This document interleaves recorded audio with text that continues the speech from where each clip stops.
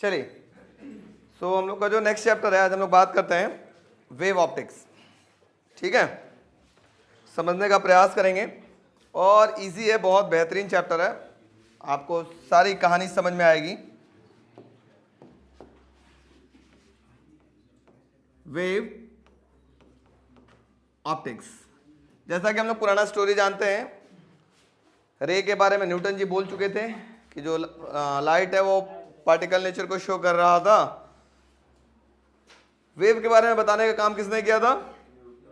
Huygens जी ने किया था। इस चैप्टर में पूरा का पूरा फोकस किस पे होगा? हाइजेंस जी पे होगा।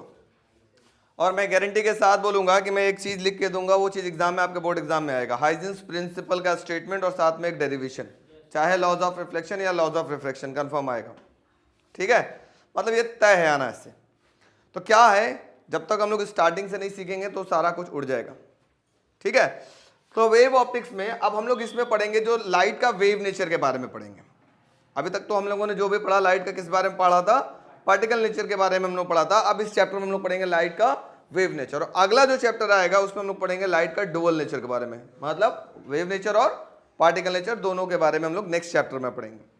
तो इस चैप्टर में हम लोग का पूरा फोकस किस पे होगा? Wave optics.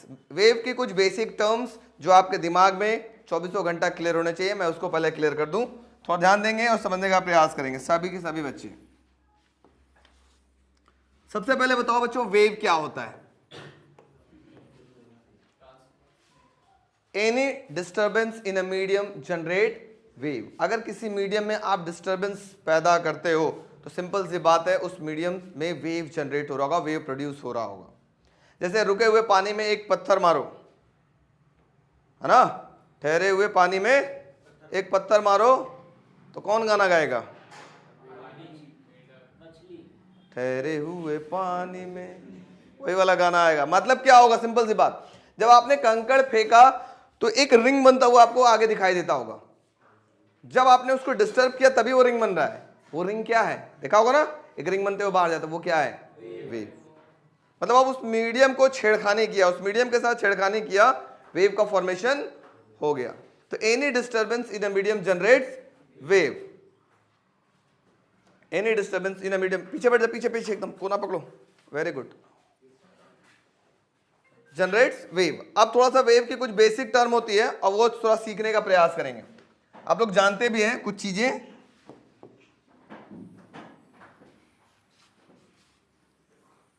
मुझे इस चैप्टर में पूरा भरपूर यूज होगा तो मैं बार बार नहीं बताऊंगा, आपको समझा देता हूं। ये टॉप मोस्ट पोजीशन को हम लोग क्या बोलते हैं?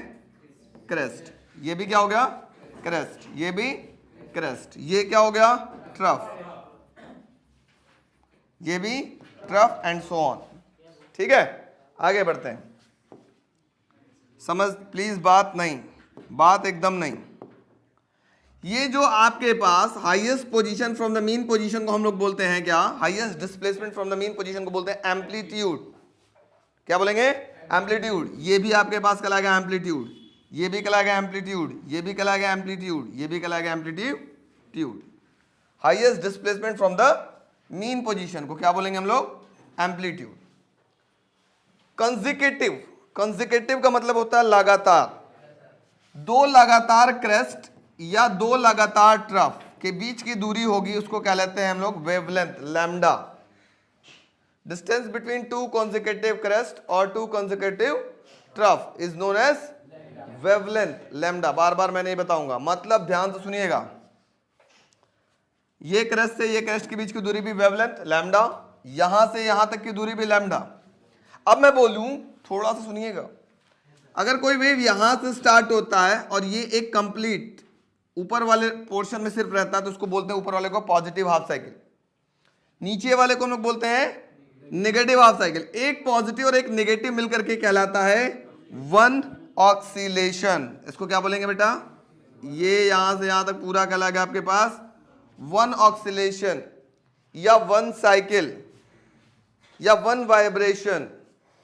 ठीक है, वन ऑक्सीलेशन, वन साइकिल या वन वाइब्रेशन कहते हैं। थोड़ा ध्यान समझने का प्रयास करिएगा। अगर ये वेव यहां से स्टार्ट हुई थी और यहां आकर के खत्म हो रही है, एक ऑक्सीलेशन कंप्लीट कर रही है, तो यहां से यहां तक के बीच की दूरी भी वेवलेंथ के बराबर होगी। जो इस चैप्टर में मैं यूज करूंगा। ठीक है, अभी तक तो आप सिर्फ बोलते थे क्रेस्ट और क्रेस्ट या ट्रफ और ट्रफ के बीच की दूरी वेवलेंथ चलता था, लेकिन अब जहां से ये वेव स्टार्ट हो रही है और एक ऑक्सीलेशन जहां पे कंप्लीट करी उनके बीच की दूरी भी वेवलेंथ होगी, जो मैं इस चैप्टर में यूज करूंगा भरपूर। ठीक है, आगे बढ़ते हैं। नेक्स्ट, अब अगर कोई पार्टिकल ऑक्सीलेट करते करते यहां पहुंच गया, जो टाइम लिया होगा उस टाइम को बोलेंगे instantaneous time, small T, small T. लेकिन अगर कोई पार्टिकल ऑक्सीलेट करते करते करते एक कंप्लीट साइकिल कंप्लीट कर लिया तो उसमें लगने वाला टाइम को बोलेंगे टाइम पीरियड कैपिटल टी। यहां तक कोई दिक्कत? नेक्स्ट, उसके बाद होता है फ्रीक्वेंसी। एक सेकंड में कितनी ऑक्सीलेशन कंप्लीट हुआ वो कहलाएगा क्या? Frequency. Let us suppose that मेरे पास यहां पर 1 सेकंड हो गया, तो इसकी कितने ऑक्सीलेशन कंप्लीट किया? Let us check. ये हो गया यहां से यहां तक 1 और फिर यहां से यहां तक 2, तो 2 ऑक्सीलेशन कंप्लीट किया। इसकी फ्रीक्वेंसी कितनी हो गई? 2 hertz. Time sorry the number of oscillations per second. 1 second में कितनी ऑक्सीलेशन कंप्लीट हुआ उसको बोलेंगे क्या? फ्रीक्वेंसी। ठीक है, अब इस चैप्टर में मुझे सबसे जो ज्यादा जरूरत होगी बेटा वो ये होगी, थोड़ा ध्यान दीजिएगा। ये तो बेसिक टर्म है जो आप लोग अभी तक जानते भी होंगे, कोई दिक्कत नहीं। अब मुझे ये जरूरत ज्यादा होगी। 2 वेव दिखाता हूं और दोनों वेव में आप बताइए अंतर क्या है। एक वेव ये है, दूसरा वेव ये है।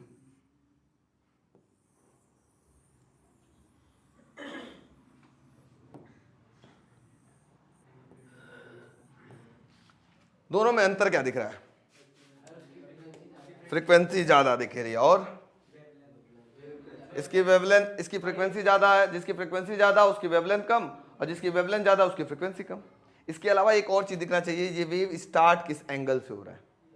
ये ऐसे स्टार्ट हो रहा है और ये भाई साहब ऐसे स्टार्ट हो रहा है। लगभग एंगल का चेंजेस आ रहा है। इसी एंगल को हम आगे बोलेंगे फेज। क्या बोलेंगे? फेज। ठीक है, ध्यान से सुनिएगा, बार बार ये वर्ड आएगा, फेज फेज फेज फेज। मतलब ये वेव कहां से स्टार्ट हुआ, किस एंगल से स्टार्ट हुआ, है ना, उसको हम क्या बोलेंगे? उसका फेज। अब ध्यान से देखिए, तो सबसे पहला इस चैप्टर का टॉपिक है वो है, ध्यान दीजिएगा, कोई बच्चा बात नहीं करेगा प्लीज, नहीं तो समझ में नहीं आएगा। वो है wave front. Wave front. Please listen carefully everyone. Suppose करो ये हमारे पास एक कोई वेव है,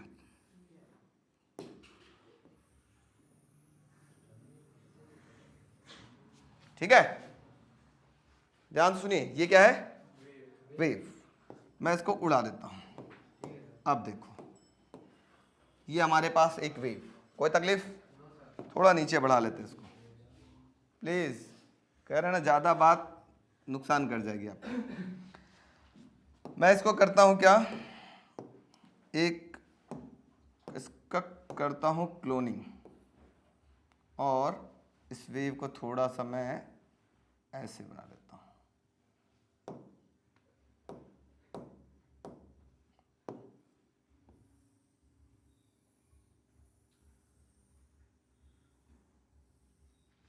फिर देखिए,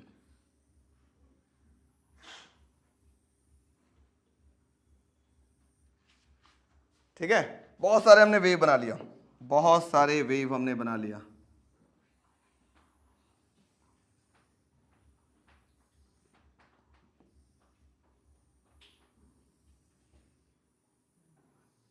ठीक है, ये बहुत सारे वेव दिख रहे हैं।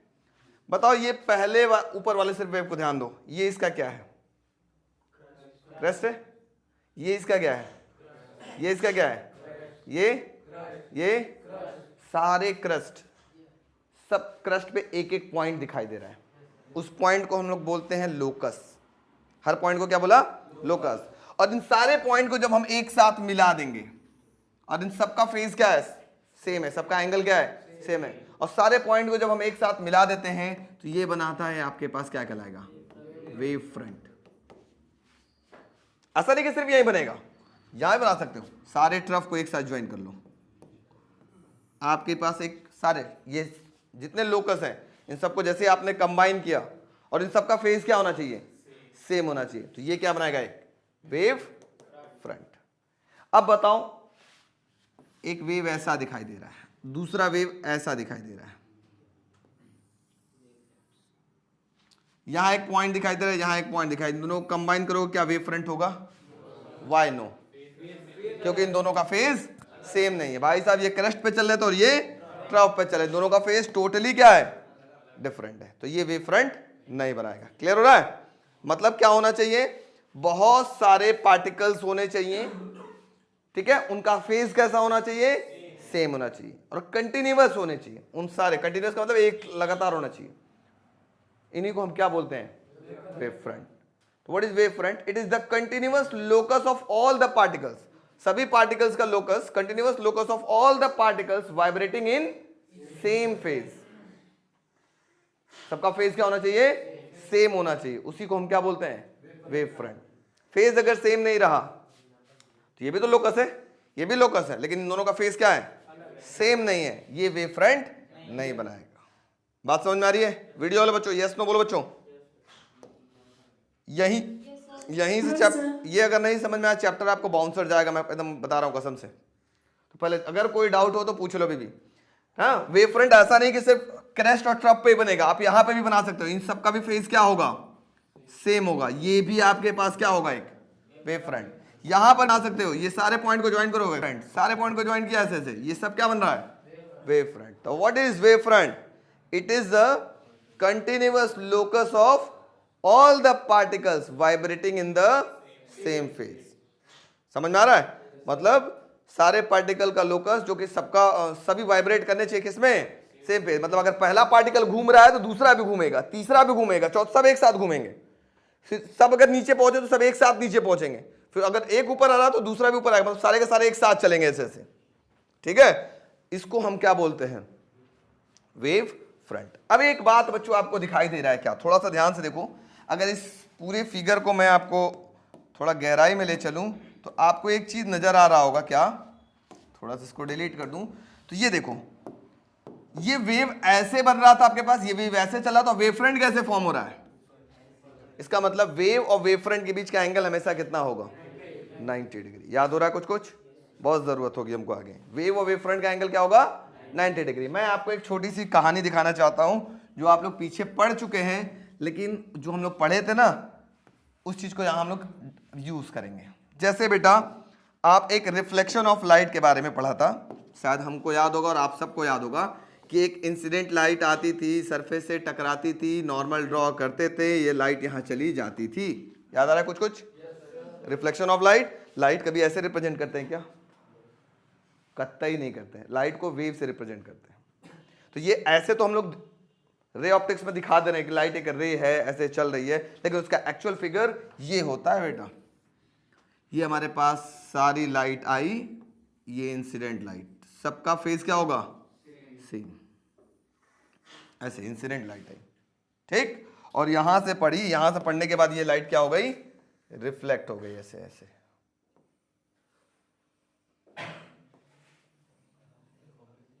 ठीक है, अब समझने का प्रयास करिए। अब बताइए, मैं आपसे पूछूं इंसिडेंट वेव फ्रंट किधर बनेगा? तो मान लो ये देखो, इसका क्या है, ट्रफ ट्रफ ट्रफ, सारे ट्रफ को ज्वाइन किया, ये क्या बन गया, कौन सा वेव फ्रंट? इंसिडेंट रे पे बना तो इसका नाम क्या होगा, इंसिडेंट वेव फ्रंट। अब मैं बोलूं रिफ्लेक्टेड वेव फ्रंट किधर बनेगा, जल्दी बताओ कैसे बनेगा? ये चाहे सारे क्रस्ट को ज्वाइन कर लो, चाहे सारे ट्रफ को ज्वाइन कर लो। तो देखो जैसे ये आपके पास क्रस्ट ही है, क्रस्ट क्रस्ट क्रस्ट सारे ज्वाइन किया, किधर मिल रहा है, ये इधर मिल रहा है, तो ये क्या कहलाएगा, रिफ्लेक्टेड वेव फ्रंट। इसका मतलब ये जो रेज आ रही है और ये, इनके बीच का एंगल कितना है, ये जो रे आ रही है और इनके बीच का एंगल कितना है, 90 डिग्री। समझ में आ रहा है? इसका मतलब रे और वेव फ्रंट दोनों के बीच का एंगल क्या होगा, 90 डिग्री होगा। तो पहले वेव फ्रंट क्या है बता सकते हो आप कोई, क्या है? It is the continuous locus of all the particles vibrating in same phase, is called wave front. ये वेव फ्रंट 3 टाइप्स के होते हैं, ठीक है। ये वेव फ्रंट कितने टाइप्स के होते हैं, 3 टाइप्स के होते हैं। कौन कौन से होते हैं? पहला होता है, अभी लिखवाएंगे, घबराएगा नहीं, ठीक है, don't worry. Types of wave front. पहला आपके पास वेव फ्रंट होगा वो होगा स्फेरिकल वेव फ्रंट। पहला क्या होगा? Spherical wave front. Spherical wave front क्या होगा? ये एक ऐसा वेव फ्रंट होगा जिसका जो सोर्स होगा वो कैसा होगा? Point source. Point source. जैसे मैं आपको दिखाऊं, एक छोटा सा मैं बोलूं ये सोर्स है कोई, इससे एक वेव निकला, ये क्रेस्ट एंड ट्रफ। अब देखो मैं इसी वेव को घुमाता हूं, क्लोन यहां पर रखता हूं और इसको थोड़ा सा घुमा लेता हूं, ऐसे ऐसे ही क्लोन रख करके इनको हम थोड़ा सा पहले घुमा लेते हैं, क्लोन। प्लीज बात समझने का प्रयास करिएगा, नहीं तो आपको थोड़ा समझने में तकलीफ होगी। क्लोन,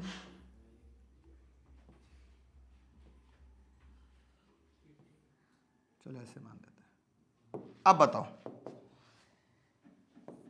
ये बेटा इसका क्या है? ट्रफ मान ले या क्रेस्ट मान ले? क्रेस्ट। ये भी इसका, ये ट्रफ ट्रफ सारे को ज्वाइन कर दिया, ये क्या बना आपके पास?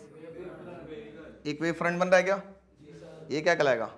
Spherical wave front. इसका सोर्स कैसा है? देखो पॉइंट सोर्स है, इसको बोलते हैं स्फेरिकल वेव फ्रंट।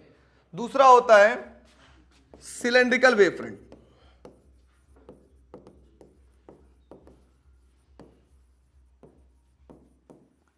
अच्छा, स्फेरिकल वेव फ्रंट कभी देखा आपने? मैं आपको दिखाता हूं। आप गंगा के उस पार एक बल्ब जला दीजिए और इस पार से आप देखिए वो बल्ब एकदम स्फेयर जैसा दिखाई देगा। वो कैसा वेव फ्रंट बना रहा है? एक स्फेरिकल वेव फ्रंट। बल्ब किस तरह से बिहेव करेगा? As a point source. और उस दूर से देखो ना, एकदम गोल सा ऐसा नजर आएगा उसके चारों तरफ, है ना? वो कैसा नजर आ रहा है? स्फेरिकल वेव फ्रंट की तरह से। अब मैं बोलूं 1 2 3 बल्ब एकदम लाइन से लगा दो, ऐसे गंगा के उस पार रख दो, थोड़ा दूरी पर, एक बल्ब यहां, एक बल्ब यहां, एक बल्ब यहां, एक बल्ब, 4 बल्ब ऐसे लगा लो कुछ दूर पे। अब वो कैसा नजर आएगा? दूर से देखोगे तो एक सिलेंडर नुमा नजर आएगा, है ना? उसको हम लोग क्या बोलेंगे? Cylindrical wave front. या सिंपल से बात करें, मान लेते कभी कभी आपने देखा होगा घर ऊपर करकट वगैरह में छोटा सा छेद रहता है, वहां से जब सनलाइट आती है तो कैसा आता है? सिलेंडर जैसा उसका शेप दिखाई देता है। इसका मतलब अगर सोर्स ऑफ डिस्टर्बेंस, जैसे इसका सोर्स क्या था? पॉइंट सोर्स था। अगर सोर्स कोई स्लिट हो, स्लिट मतलब आज से जान जाना छोटा सा विंडो, छोटा विंडो को क्या बोलेंगे? स्लिट। जैसे सुई में धागा डालते हो तो छोटा सा छेद होता है, उसको हम लोग क्या बोलेंगे? एक स्लिट, छोटा विंडो। ठीक है? तो अगर वहां से लाइट पास कर रही हो तो कैसा वेव फ्रंट बनाएगा? वो सिलेंड्रिकल वेव फ्रंट बनाएगा। वो कैसा बनेगा? ऐसा ही बनेगा, देखो सिलेंडर नुमा। बहुत सारे यहां पे स्फेरिकल वेव फ्रंट ऐसे ऐसे बने होंगे, ये ऐसे ऐसे। इनसे किसका फॉर्मेशन होगा? एक सिलेंडर नुमा फॉर्मेशन होगा। इसको बोलेंगे सिलेंड्रिकल वेव फ्रंट। ठीक है? इसका सोर्स कैसा क्या होगा बेटा? जल्दी बताओ। इसका सोर्स क्या होगा? स्लिट। स्लिट मतलब छोटा विंडो। हाँ, स्लिट मतलब छोटा विंडो, छोटा होल। तीसरा आपके पास एक वेव फ्रंट होगा, उसको हम लोग बोलेंगे प्लेन वेव फ्रंट।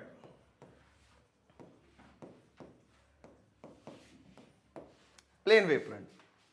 अब इस स्फेरिकल वेव फ्रंट को, जो आपके पास एक स्फेरिकल वेव फ्रंट है,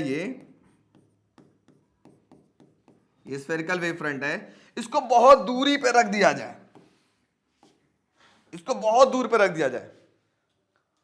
जब बहुत दूर पे रखेंगे तो उससे जो वेव निकलता हुआ नजर आएगा ना, वो स्फेयर जैसा नहीं नजर आएगा। उसके सम पार्ट अगर हम सिर्फ ध्यान देंगे तो हमें वो कैसा नजर आएगा? प्लेन वेव फ्रंट की तरह से नजर आएगा। मतलब some part of a spherical wave front at a very large distance behave as a plane wave front. मतलब एक सूर्य भगवान को बहुत दूरी पर रख दिया है, ठीक है? सूर्य भगवान से निकलने वाली जो रोशनी है वो कैसा? स्फेयर जैसा दिखता है कि प्लेन जैसा दिखता है? एक प्लेन जैसा दिखता है ना? सिंपल से मैं आपको बात बता रहा हूं। आप एक लेंस उठा लो, प्लीज ध्यान से सुनो। एक लेंस उठा लो, ध्यान से देखना, समझ में आ जाएगा एक लाइन में कहानी। यहां सन से लाइट आ रही है, वो एकदम ऐसे आती है, पैरेलल आती है। तो ये वेव फ्रंट कैसा बना रहा है आपके पास? एक प्लेन वेव फ्रंट। कहां से आ रही है? बहुत दूर से आ रही है, सन के पास से आ रही है। सन क्या है? एक पॉइंट सोर्स से निकल रहा है, वो स्फेरिकल वेव फ्रंट बनाया है, वहां से लाइट आ रही है, लेकिन कैसा बन रहा है वो उसका wave front? Plane wave front बन रहा ना। इसी को कहते हैं प्लेन वेव फ्रंट, कि जो स्फेरिकल वेव फ्रंट बहुत दूरी पर रखा हो, उससे जो वेव फ्रंट आपके पास फॉर्मेशन होती है उसको हम लोग क्या बोलते हैं? प्लेन वेव फ्रंट बोलते हैं। और प्लेन वेव फ्रंट कैसा होगा? ऐसा होगा। ठीक है। अच्छा, इसको हम लोग देखने का प्रयास करते हैं कि ये सारे वेव फ्रंट्स होते कैसे। अच्छा, पहले लिख लेते हैं या देख लो इसकी कहानी, पहले सीख लो, उसके बाद मैं आपको बता देता हूं तीनों कहानी का। पहले ये बताओ, इसका स्फेरिकल वेव फ्रंट का सोर्स क्या था? If the source of disturbance is a point source, then the wavefront so formed is spherical wavefront. And what is cylindrical wavefront? If the source of disturbance is a slit, है ना, then the wavefront so formed is cylindrical wavefront. And if at a very large distance, some part on a spherical wavefront is treated as a plane wavefront. कैसे? Let's see कैसे। बात ना करेंगे तो समझ में आपको आएगा। हम लोग यहां देखा जाए, देखो बेटा, यहां पर एक पॉइंट सोर्स है, यहां से जो वेव फ्रंट फॉर्म हो रही है उसका नाम क्या है आपके पास? एक स्फेरिकल वेव फ्रंट। अब यहां एक सिलेंडर नुमा रखा गया है, इससे जो वेव फ्रंट फॉर्म हो रही है उसको क्या बोलेंगे? सिलेंडर जैसा दिख रहा है, शेप बनता हुआ नजर आ रहा है। अब हम देखो, ये स्फेरिकल वेव फ्रंट एक पॉइंट सोर्स है, इससे जो वेव फ्रंट बन रहा है उसका नाम क्या है? एकदम स्फीयर जैसा, किधर से भी देखोगे वैसा ही नजर आएगा। ठीक है, इसको हम लोग कहते हैं स्फेरिकल वेव फ्रंट। अब देखो, ये सिलेंडर से कैसा शेप निकलते हुए नजर आ रहा है? सिलेंडर जैसा शेप आपके पास फॉर्मेशन होते हुए दिखाई दे, इस वजह से इसको क्या बोलते हैं? Cylindrical wave front. अब प्लेन वेव फ्रंट देखो, स्फेरिकल वेव फ्रंट बहुत दूर पे रखा गया है, बहुत दूर पे रखा गया है, उससे जो वेव फ्रंट बनता हुआ नजर आ रहा है वो कैसा नजर आ रहा है? एक प्लेन जैसा नजर आ रहा है ना। नजदीक होगा तो सिलेंडर होगा, लेकिन जैसे जैसे वो दूर होता चला जाएगा वो कैसा होता चला जाएगा? एक प्लेन वेव फ्रंट की तरह से बिहेव करेगा। इसी वजह से इसको क्या बोलते हैं हम लोग? Plane wave front. बात समझ आ रही है? स्फेरिकल वेव फ्रंट क्या था? पॉइंट सोर्स से। अब उसी स्फेरिकल वेव फ्रंट को बहुत दूर पर रख दिया जाए तो उससे जो वेव फ्रंट बनेगा उसका नाम क्या होगा? Plane wave front. क्लियर हो रहा है कि नहीं हो रहा है? Yes no? चलो तो फटाफट हेडिंग लिखो। सबसे पहले वेव फ्रंट, हेडिंग लिखो वेव फ्रंट। हेडिंग लिखिए वेव फ्रंट। अभी तुमको पीटेंगे बहुत आज। इट इज डिफाइंड एज, कितने दिन बाद तुम दिखाई दे रहे हो, आज हम दिखते हैं। It is defined as the locus of continuous locus, ऐसे लिख लो। It is defined as the continuous locus of, it is defined as the continuous locus of all the particles. It is defined as the continuous locus of all the particles of a medium, all the particles of a medium vibrating in a same phase, vibrating in a same phase at a given instant, vibrating in a same phase at a given instant, it's called wave front. At a given instant, it's called wave front. Next heading, types of wave front. अच्छा, पहले इसमें एक note एक लिख लो, पहले एक note लिख लो, उसके बाद टाइप्स लिखना। Wave front is always normal to the, wave front is always normal to the wave. Wave front होगा वो वेव के हमेशा कैसे होगा? नॉर्मल होगा, परपेंडिकुलर होगा। ठीक है, नेक्स्ट चलिए आगे बढ़िए। Types of wave front, types of wave front. There are three types of wavefront. There are three types of wavefront. पहला spherical wavefront. wavefront एक ही में लिखाएगा, अलग अलग नहीं। spherical wavefront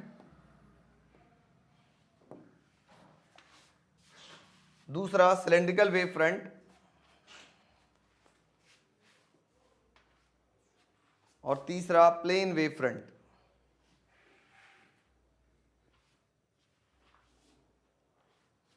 तो पहला हेडिंग लिखिएगा स्फेरिकल वेव फ्रंट। ये पूछा जाता, बहुत बार ये आया हुआ है, defined types of wave front क्या है, ये डेफिनेशन आया हुआ है, ठीक है, तो ये क्लियर रहना चाहिए। तो पहला लिखिए spherical wave front. If the source of disturbance, if the source of disturbance is a point source, if the source of disturbance is a point source, then the wavefront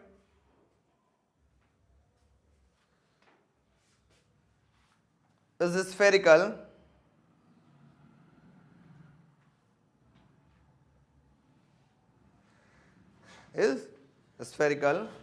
ये वाला फिगर बना लीजिएगा, आप लोग जगह छोड़ दीजिए बनाने के लिए, बना लीजिएगा लास्ट में तीनों का इकट्ठे figure.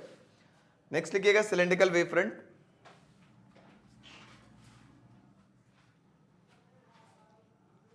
if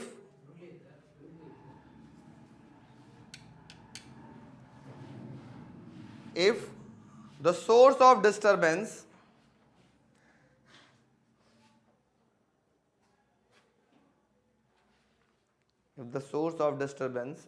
is slit,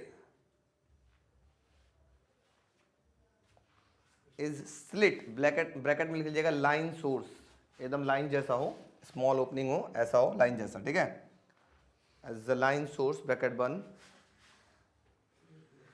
then the wavefront so formed,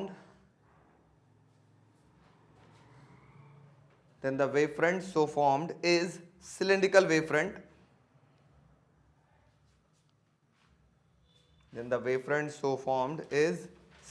wavefront.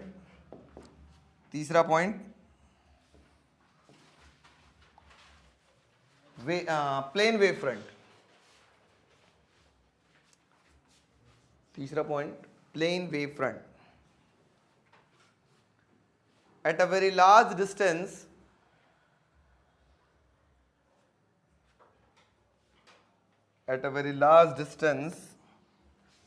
from the point source,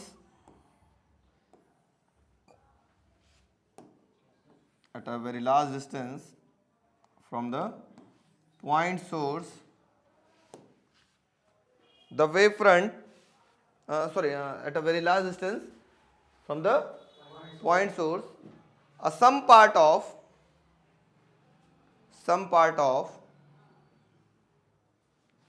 the spherical wavefront,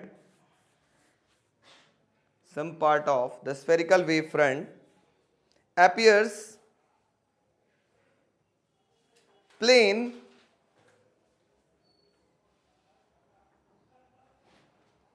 and this part of spherical wavefront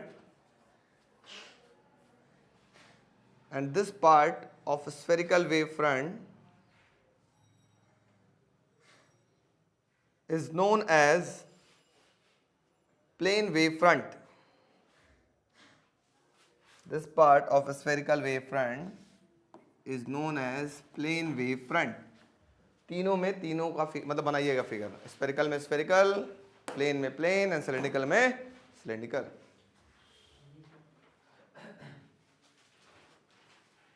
चलिए कुछ क्वेश्चन। पहला है वेवफ्रंट का फॉर्मेशन बाय प्रिज्म, ठीक है बेटा। सो मैं क्या करता हूं, एक क्वेश्चन आता है कि एक प्रिज्म होगा और कहेगा इससे आप वेवफ्रंट इसका बना के आप दिखाइए। सपोज करिए मेरे पास ये एक प्रिज्म है और प्रिज्म की कहानी आप लोग बच्चे बहुत अच्छे तरीके से जानते हैं। प्रिज्म में मान लेते हैं अगर हम पैरेलल बीम लेकर के आते हैं, सपोज दैट मैंने इस तरीके का एक बीम लेकर के आया,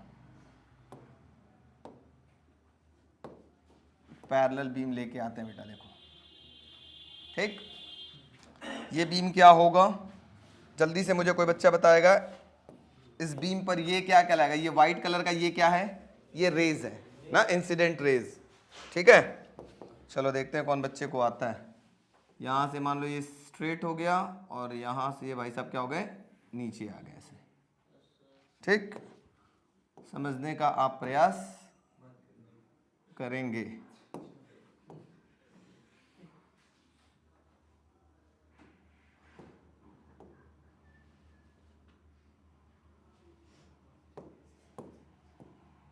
जिन बच्चों को समझ में नहीं आएगा वो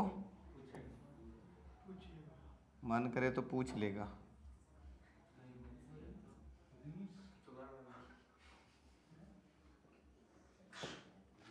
ठीक है, प्लीज बात नहीं करेगा तो ज़्यादा समझ में आएगा। ये बेटा ये बताओ, ये वाइट वाली रे का नाम क्या था, इंसिडेंट रे। अब मैं आपसे बोलूं इस पे वेव फ्रंट कैसे बनेगा। रे के हमेशा कैसा होगा, परपेंडिकुलर। क्या बनेगा, परपेंडिकुलर। क्या आएगा, वेव फ्रंट। तो मैं थोड़ा सा वेव फ्रंट यहां बना रहा हूं, आप लोग समझिएगा। मैं ऐसे बना लेता हूं इसका वेव फ्रंट समझाने के लिए आपको।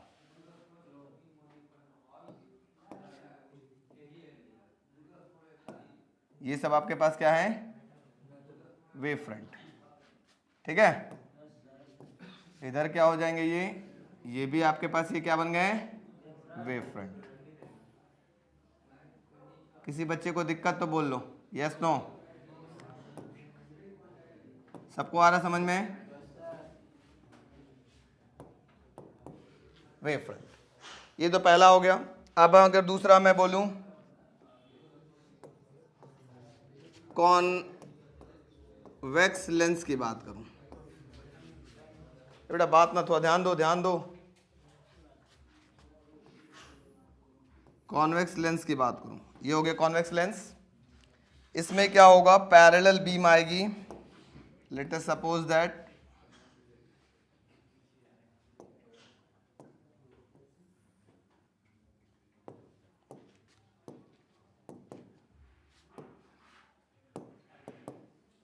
सीधी है क्या लाइट,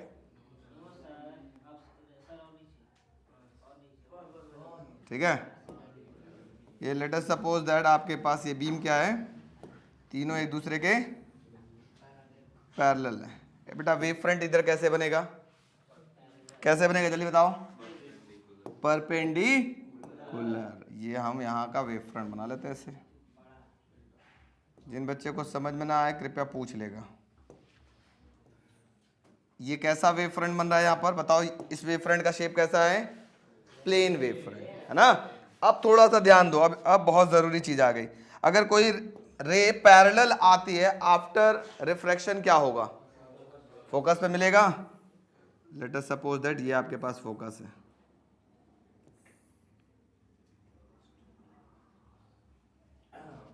अब थोड़ा ध्यान दीजिएगा क्योंकि अब कहानी आपका चेंज होने वाला है। तो जहां पे बेटा ये मिल गया, ठीक है, उसी ओर की तरफ अब कैसे बनेगा, इसका कैसे बनाओगे, स्फेरिकल बनेगा। स्फेयर में क्या होगा, हम लोग जानते हैं स्फेयर में कहीं ना कहीं सेंटर होगा, है ना। तो जहां पे सारा का सारा मिल रहा मान लेते हैं उसका क्या हो गया, सेंटर होगा, सोर्स होगा। तो इसका वेव फ्रंट कैसे फॉर्म होगा, कोई बच्चा बता सकता है, ऐसा ऐसा। समझ में आ रहा है क्या आप लोग को, नहीं आ रहा है, क्योंकि इसको डॉट डॉट डॉट करोगे तो स्फेयर जैसा बनता हुआ नजर आएगा। ठीक है, वीडियो वालों क्लियर है। थर्ड देखते हैं, थर्ड। अब अगर हम बात करें कॉनकेव मिरर की बात करें, कॉनकेव मिरर, मिरर में कैसा होगा, ये हो गया आपके पास एक मिरर। बेटा प्लीज बात में थोड़ा समझने का प्रयास करेंगे आप लोग। ये हो गया प्रिंसिपल एक्सिस, इसमें जो रेस थे कैसे आते थे, पैरेलल आते थे। तो इंसिडेंट वेव फ्रंट का शेप कैसा होगा, कोई बच्चा बताएगा, इंसिडेंट वेव फ्रंट कैसा होगा, प्लेन वेव फ्रंट होगा। वेरी गुड, क्यों होगा, पैरेलल बीम ऑलरेडी आ रही है। तो ये वेव फ्रंट आपके पास कुछ इस प्रकार से बन जाएगा। ये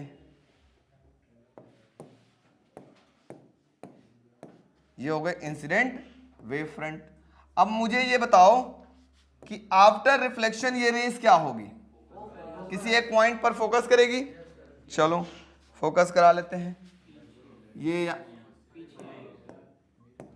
ये यहां पर फोकस करेगी सारी की सारी। अब मुझे बच्चा बताओ यहां कैसा बन जाएगा, स्फेरिकल। स्फेयर का कहीं ना कहीं सेंटर होगा, तो जहां पे कन्वर्ज या डाइवर्ज होता है वही उसका क्या कहलाता है, सेंटर कहलाता है। सबको याद होगा। तो इसका वेव फ्रंट कैसा हो जाएगा, जल्दी से बताओ। स्फेरिकल। इधर सही है, वीडियो वालों बोलो। Very good. तो इस तरीके से अब मैं बोलूं अगर कोई ऑब्जेक्ट को मैं फोकस पे रख दूं, ठीक है, हम इसी का जस्ट रिवर्स ले चलो, रिवर्स। इसका रिवर्स मैं आपसे बोलूं, जस्ट उल्टा। 14 पॉइंट कि मान लो ये आपके पास एक कॉनकेव मिरर है, ठीक है, ऑब्जेक्ट रखा गया है फोकस पर। ऑब्जेक्ट क्या रखा गया है, फोकस पे। तो यहां से रे क्या होंगी, अगर ये ऐसे रे जाती है फोकस से, कोई रे जाती है तो आफ्टर रिफ्लेक्शन क्या होगा, पैरेलल हो जाएगा। वेव फ्रंट बना सकते हो क्या, इसका ऐसे ऐसे बनेगा और आफ्टर रिफ्लेक्शन क्या हो जाएगा, प्लेन बन जाएगा। मतलब फिगर लगभग ऐसा ही होगा, बस रे डायग्राम में एरो घूम जाएगा, यहां एरो ऐसे चला जाएगा। बात समझ आ रही है। तो ये क्वेश्चंस आपके पास आए हैं कि कॉनकेव मिरर से, कॉनकेव लेंस से, कॉन्वेक्स लेंस से आप सब वेव फ्रंट बना करके दिखाइए। नोट कर लीजिए कि सारा वेरी इंपॉर्टेंट, छापिए, बात कम। चलिए तो आज हम लोग बात करते हैं बच्चों Huygens principle, very important.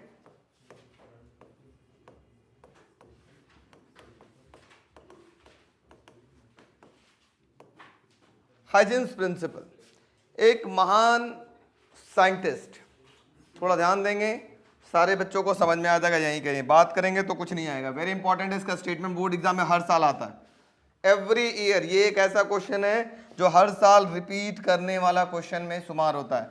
Statement of Huygens principle और on the basis of Huygens principle laws of reflection या लॉ ऑफ रिफ्रैक्शन प्रूव करने के लिए हर साल के पेपर में आता है, ठीक है। तो आप एक 3 नंबर का टॉपिक पढ़ने जा रहे हैं, फोकट का 3 नंबर आपको मिलने वाला है अगर सीख लिए तो, ठीक है। तो ध्यान देते हैं हाइजीन्स जी क्या कहे थे, सब लोग समझेंगे और समझने का प्रयास करेंगे। सपोज करो बेटा मेरे पास ये एक पॉइंट सोर्स है, ठीक है, यहां पे मेरे पास एक क्या था, ये एक क्या है, पॉइंट सोर्स है। अब यहां जैसे मैंने आपको कल बताया था, ये एक पॉइंट सोर्स था, ऐसे वेव निकल रहा था, फिर ऐसे फिर ऐसे फिर ऐसे ऐसे, इन सबको ज्वाइन किया था तो क्या मिला था, एक वेव फ्रंट मिला था, है ना। सारे क्रेस्ट या सारे ट्रफ को एक साथ ज्वाइन किया था तो क्या मिला था, सबका फेस कैसा होना चाहिए, सेम होना चाहिए। इसको ज्वाइन किया था तो क्या मिला था, एक स्फेरिकल वेव फ्रंट मिला था। तो सपोज दैट यहां पर आपके पास एक सोर्स है और सबका क्रस्ट मान लो यहीं पे जाके मिल रहा है, जहां एरो बना रहे हैं मान लो वहां पे सबका क्रस्ट है। लेट अस सपोज दैट, थोड़ा सा मैं अच्छे से बना लूं कि आपको काम आसान रहे समझने में। यहां पे ये सबका क्या मिल रहा होगा, आपके पास क्रस्ट मिल रहा होगा।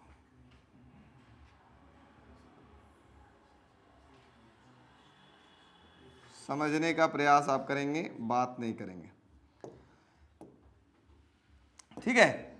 इसका मतलब है ये जो पॉइंट दिख रहे हैं यहां पे सारे वेव का क्या मिल रहा है, आपके पास क्रस्ट मिल रहा होगा, और यहां पर एक सर्कल ये बनता हुआ दिखाई दे रहा है। सर्कल ना हो, ये क्या है, ये कहलाएगा आपके पास एक वेव फ्रंट। ये जितने एरो दिख रहे हैं ये सब क्या है, मान लो सब क्रस्ट है, और सारे क्रस्ट को अगर एक साथ ज्वाइन कर दिया तो ये क्या बनेगा, एक, ये क्या कहलाएगा, एक वेव फ्रंट, है ना। तो पहली बार अगर ये वेव फ्रंट बना तो इस वेव फ्रंट का नाम होगा बच्चों प्राइमरी वेव फ्रंट। इसका नाम क्या होगा, प्राइमरी वेव फ्रंट। क्यों प्राइमरी वेव फ्रंट दिया गया, क्योंकि पहली बार वेव फ्रंट बना, सारे क्रस्ट को एक साथ कंबाइन किया गया, एक पहला जो वेव फ्रंट बना उसको बोला गया प्राइमरी वेव फ्रंट, ठीक है। समझ में आ रहा है क्या, अब ध्यान से सीखिएगा, समझने का प्रयास करिएगा, बहुत इंपॉर्टेंट है। अब इस प्राइमरी वेव फ्रंट पर, ये जो ऑरेंज ऑरेंज आपके पास वेव फ्रंट दिखाई दे रहा है, इस प्राइमरी वेव फ्रंट पर हर point, each point act as the fresh source. Fresh source, source मतलब जैसे बीच में एक सोर्स था, यहां से कुछ निकल रहा था, तो यहां से हर पॉइंट से क्या निकलेगा, ऐसे ही निकलेगा चारों तरफ, और क्या बनेगा, ध्यान से सीखिएगा। आपको पूरा स्टेटमेंट तुरंत का तुरंत याद हो जाएगा, कोई बच्चा ऐसा नहीं होगा जिसको यह स्टेटमेंट ना याद हो। देखो समझिएगा प्लीज, बात नहीं। मैं इसका कलर कर लेता हूं, ब्लैक रख लेता हूं और थोड़ा डार्क। समझिएगा, ब्लैक दिख रहा है क्या आप लोग को, वीडियो वालों? चले, दिख तो रहा है, कोई टेंशन नहीं। ब्लैक, ब्लैक,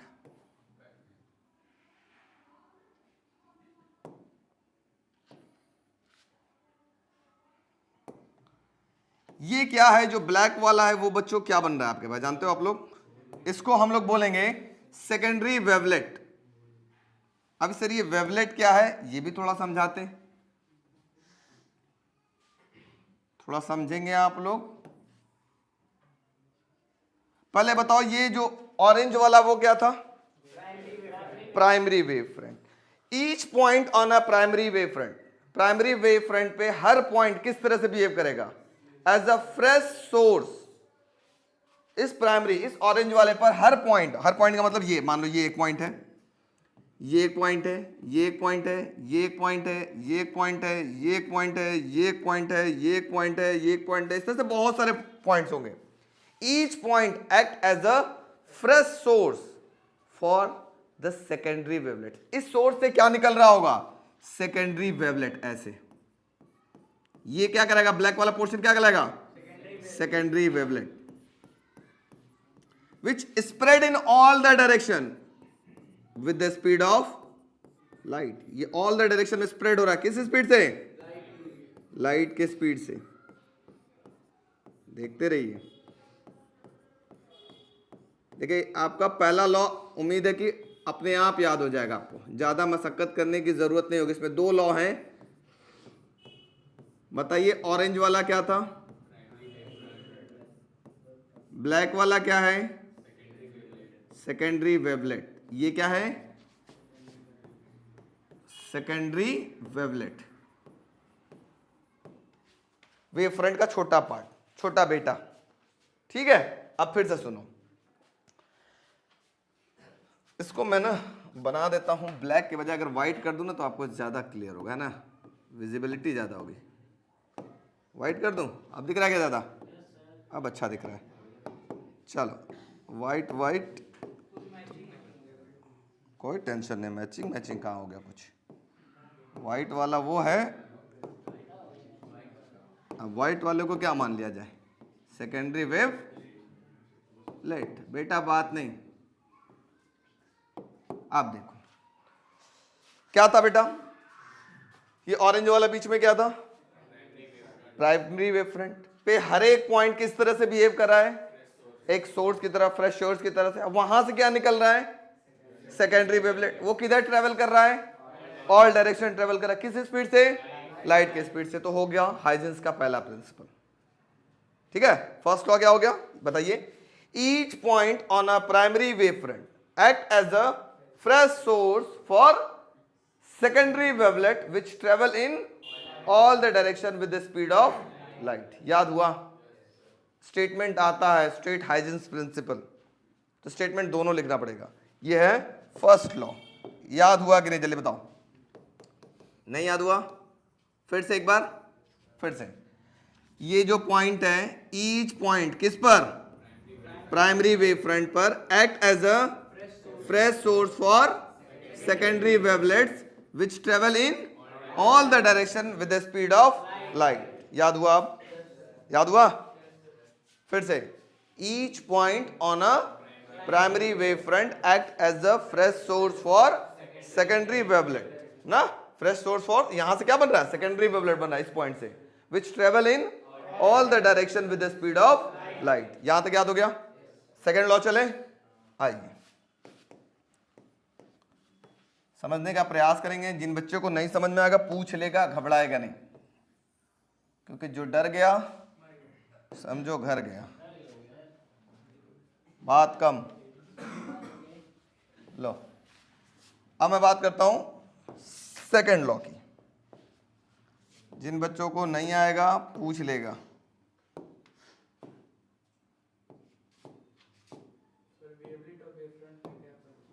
छोटा बेटा वेव फ्रंट का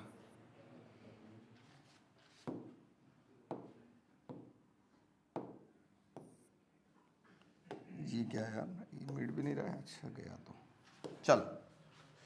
अब मैं बात करता हूं सेकंड लॉ।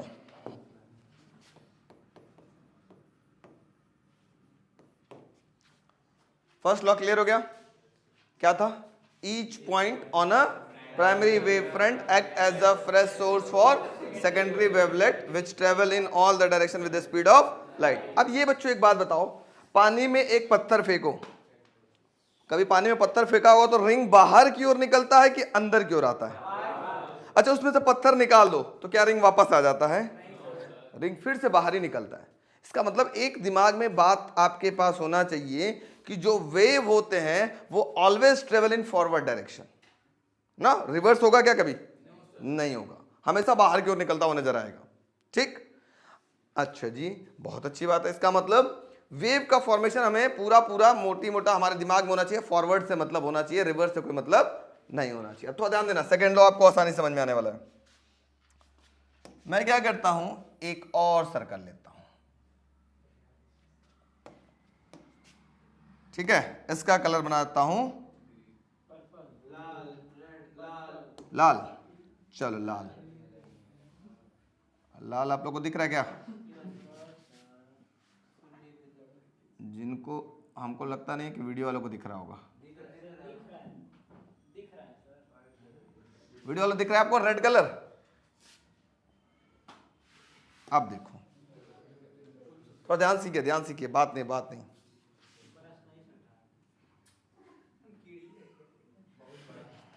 चुप हो जा बेटा, शांत तुम लोग।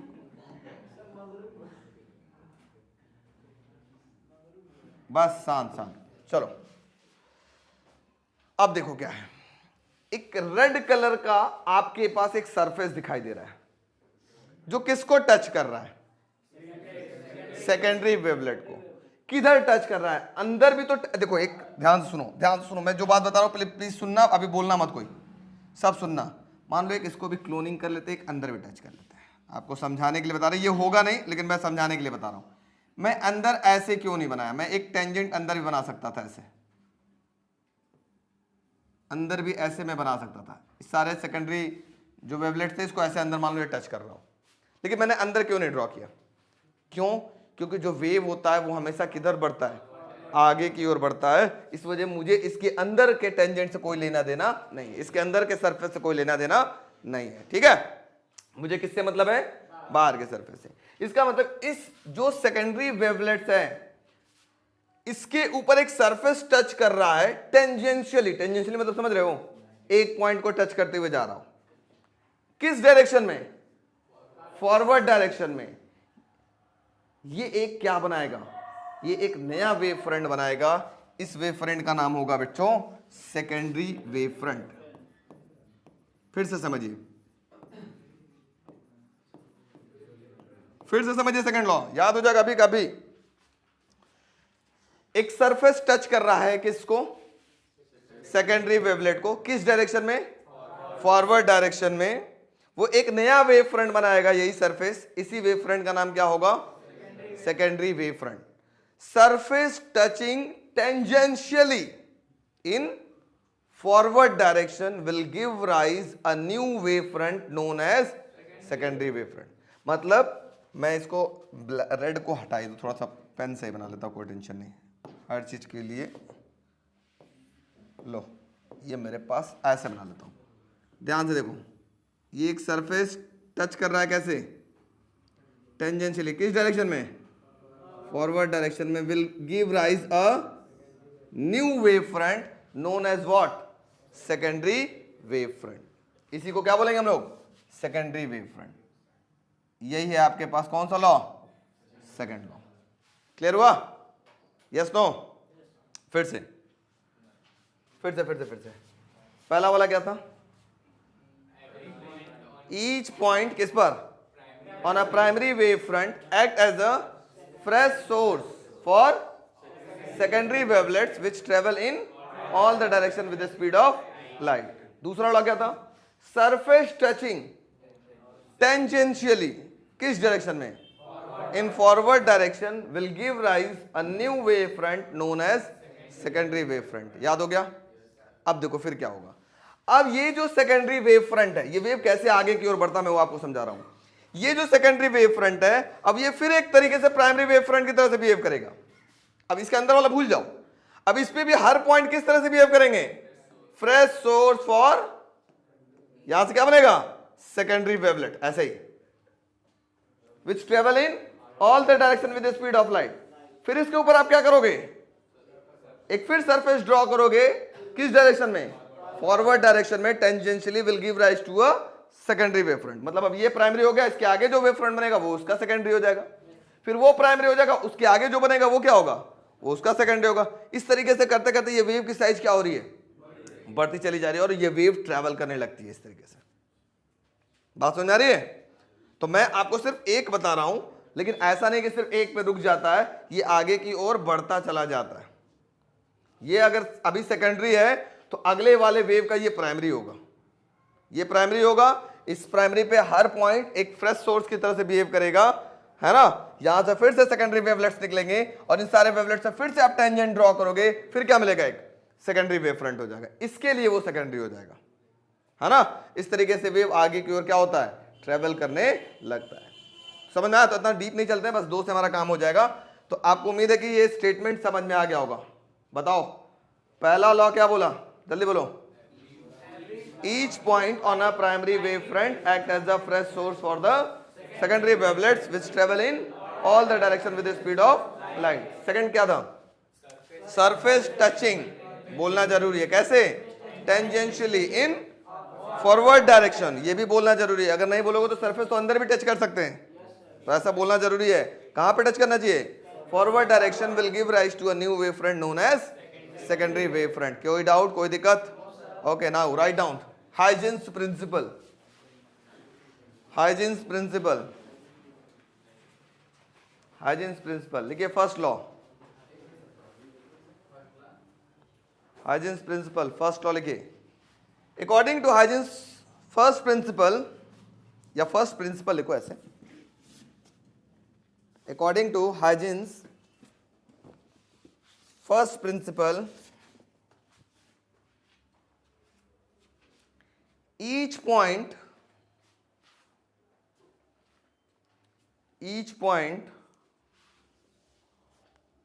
on a primary wave front, each point on a primary wave front act as a, each point on a primary wave front act as a fresh source, act as a fresh source for secondary wavelets, act as a fresh source for secondary wavelets which travels in all the direction, which travel in all the direction with the speed of light, which travel in all the direction with the speed of light। इस figure को बनाने के लिए थोड़ा जगह छोड़ दीजिए और सेकंड लॉ लिख लीजिए, फिर दोनों फिगर एक साथ बनाइएगा। इस फिगर को बनाने के लिए जगह छोड़ दीजिए, अब लिखिए सेकंड प्रिंसिपल, मतलब second law. According to Huygens second principal,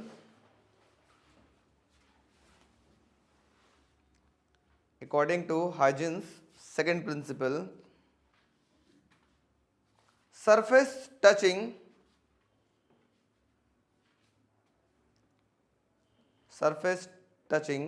tangentially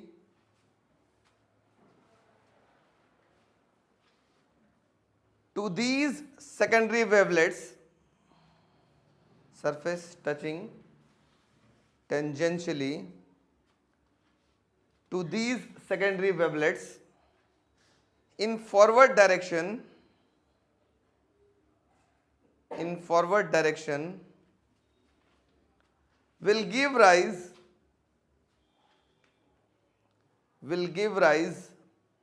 a new wave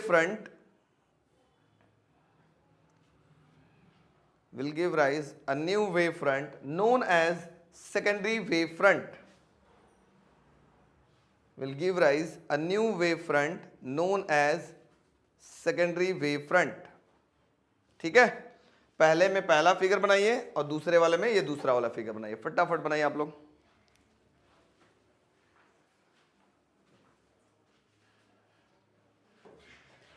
तो आपका अभी आपने एक नंबर का काम कर लिया, हाइजेंस प्रिंसिपल का स्टेटमेंट। 3 नंबर के क्वेश्चन में क्या आएगा, स्टेट हाइजेंस प्रिंसिपल, 1 नंबर मिल गया। और 2 नंबर का प्रूव करने की आएगा, या तो लॉज ऑफ रिफ्लेक्शन या laws of refraction on the basis of Huygens principle. तो अभी हम स्टार्ट करते हैं। सबसे पहला, थोड़ा ध्यान देंगे बच्चा, कोई बात नहीं करेगा। पहला, laws of refraction of light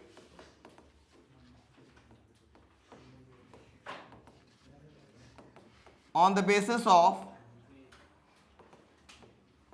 wave theory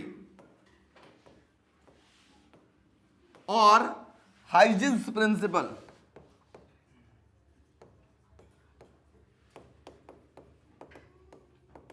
मतलब 2 नाम से आएगा, या तो लिख के आएगा on the basis of Huygens principle या लिख के आएगा on the basis of wave theory. Laws of refraction proof करना है। मतलब आपको टू प्रूव क्या करना है, थोड़ा सा ध्यान दीजिएगा। टू प्रूव कर रहा है, शायद आप लोगों को पता है, refractive index is equal to होता है साइन आई अपॉन में sine r, which is equal to होता है c by v, speed of light in air और vacuum to the speed of light in a medium. Proof देखिएगा। चेको शांत हो जाओ, थोड़ा आप लोग ध्यान देंगे क्योंकि सारा खेल इसमें फिगर का है। लेट अस सपोज दैट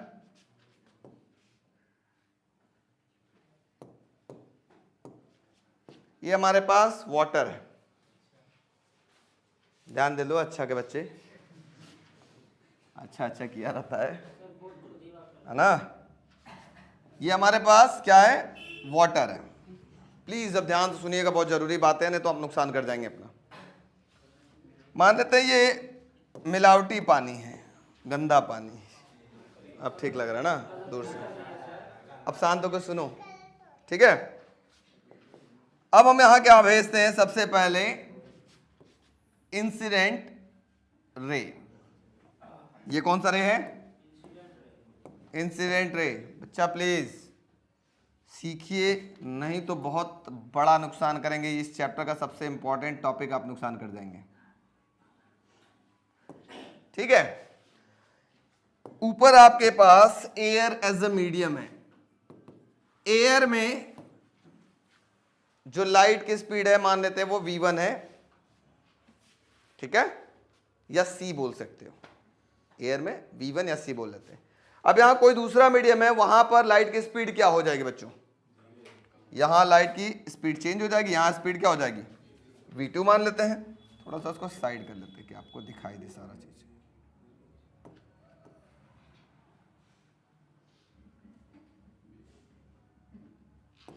ठीक है बेटा। अब लाइट क्या करेगा, अगर रेयरर से डेंसर की तरफ आ रही है, क्योंकि ये है हमारे पास ऊपर रेयरर मीडियम और ये हमारे पास डेंसर मीडियम। तो जब लाइट रेयरर से डेंसर की तरफ जाएगी तो वो क्या होगा, नॉर्मल की तरफ बेंड हो जाएगी। कैसे बेंड होगी बेटा, थोड़ा ध्यान देते हैं, ऐसे बेंड हो गई।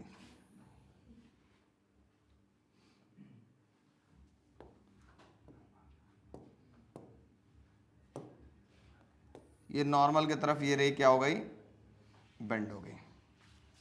किसी बच्चे को तकलीफ यहां तक तो बोलो। अब मैं तकलीफ देने वाला हूं, रेडी। ठीक है, ऐसे तो हम लोगों ने पिछले चैप्टर में पढ़ा था कि लाइट रेयर से डेंसर जा रही है तो नॉर्मल की तरफ बेंड होगी, बेंड हो गई। अब देखो बेटा, ये देखो, ये इंसिडेंट रे कुछ इस प्रकार से आएगी, इसका वेव फ्रंट किधर बनेगा, कोई बच्चा बताएगा क्या? ऐसे ऐसे ऐसे ऐसे ऐसे, यही तो इसका वेव फ्रंट होगा। और मैंने बताया तो जो वेव फ्रंट होगा और रे होगा, इनके बीच का एंगल कितना होगा? 90 डिग्री। इसका मतलब मैं आपसे बात करूं, बहुत इंपॉर्टेंट बात, इसका जो वेव फ्रंट बनेगा बेटा वो कुछ इस प्रकार से बनेगा। मैं थोड़ा सा इसको पतला करके बना रहा हूं बेटा, टेंशन ना लो तुम, don't worry, be happy.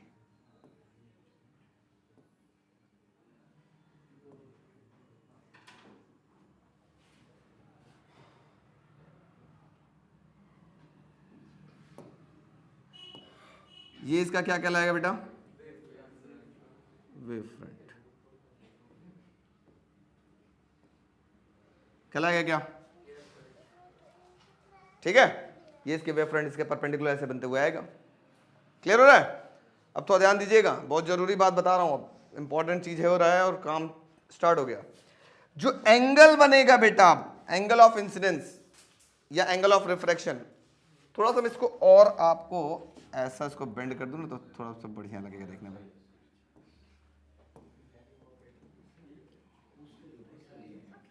Please बात नहीं, थोड़ा ध्यान समझने का प्रयास करिए, बात नहीं। अब थोड़ा ध्यान दीजिएगा क्या हो रहा है। यहां वाला जो डिस्टरबेंस है, मतलब ऐसे वेव फ्रंट आ रहा था, ये ऐसे देखो, ये ऐसे आ रहा था। अब यहां आने के बाद ये वेव फ्रंट क्या होगा? दूसरे मीडियम में इंटर करेगा और ये वाला वेव फ्रंट अभी आना चाहेगा यहां तक। मेरी बात समझिए, ये जो पोर्शन है, जो पोर्शन ए मान लेते हैं, इस पॉइंट को ए, इसको बी बोल लेते हैं। ए पोर्शन वाला घुस जाएगा दूसरे मीडियम में और बी वाला अभी भी एयर में ही रहेगा। मान लेते हैं टी टाइम बाद, ध्यान से सुनिएगा, टी टाइम बाद ये यहां पहुंचता तो ये कहां पहुंचा होगा? अंदर कहीं पहुंचा होगा। क्या दोनों बराबर डिस्टेंस ट्रेवल करेंगे? तो आपका आंसर होगा नो, क्योंकि यहां स्पीड ज्यादा है तो यहां डिस्टेंस ज्यादा ट्रेवल करेगा और ये वाला स्पीड कम है, क्योंकि मीडियम के अंदर जाते स्पीड थोड़ा कम हो जाती है, ये डिस्टेंस भी क्या करेगा? कम कवर करेगा, है ना? मेरी बात समझिए, बहुत इंपॉर्टेंट है, फिगर में ही आप गलती करते हैं। इसका मतलब अगला फिगर जो होगा वो कुछ इस प्रकार से होगा, ध्यान से देखना बेटा। ये देखो,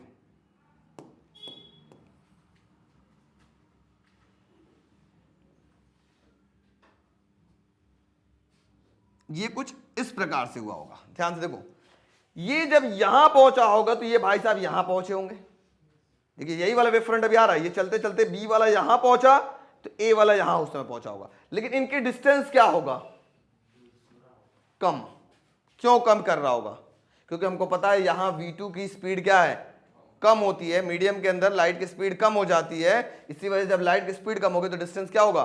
कम कवर करेगा। सर डिस्टेंस कैसे कम करेगा वो भी बता देते हैं, क्योंकि बच्चों हम लोग जानते हैं, हम लोगों ने पढ़ा है स्पीड इक्वल टू होता है डिस्टेंस अपॉन टाइम टेकन। तो डिस्टेंस इक्वल टू क्या होगा? Speed into time taken. ठीक है, अगर स्पीड कम हो गई तो डिस्टेंस भी क्या कवर करेगा? कम डिस्टेंस कवर करेगा। अब मैं पूछूं, बताओ बेटा यहां से ये कितना डिस्टेंस ट्रेवल किया? बताओ यहां से यहां तक आने में कितना डिस्टेंस ट्रेवल किया? तो डिस्टेंस इक्वल टू होगा स्पीड इनटू टाइम। तो यहां पर स्पीड क्या था लाइट की? v1, और यहां से यहां तक आने में टाइम कितना लगा था?